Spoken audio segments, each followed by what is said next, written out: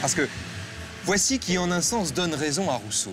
Et c'est ça qui est intéressant. C'est comme si le XXe siècle et le XXIe siècle commençant s'étaient attachés à donner raison à celui qui formule le diagnostic d'une déchéance sous le progrès technique.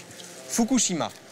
C'est la centrale nucléaire de Fukushima, dont, pour mémoire, le vendredi 11 mars 2011, un tremblement de terre déclenchant un tsunami a fissuré un certain nombre d'installations, ce qui impose à des ouvriers d'arroser le sol de résine pour éviter la dispersion des substances radioactives.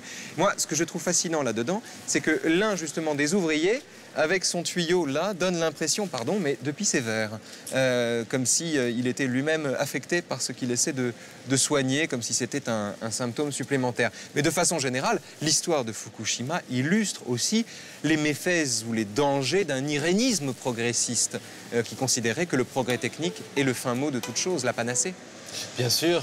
Bien sûr, on est là dans, étonnant, une véritable disproportion. Disproportion entre l'homme et ce Moloch nucléaire qui crache ses fumées.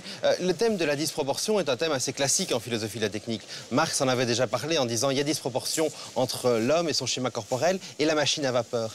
Ici, c'est une disproportion avec le rayonnement invisible et indétectable. Et c'est bien plus sournois. C'est-à-dire que nos corps, grâce à l'évolution ou par l'évolution, sont habitués à détecter le danger et à réagir au risque.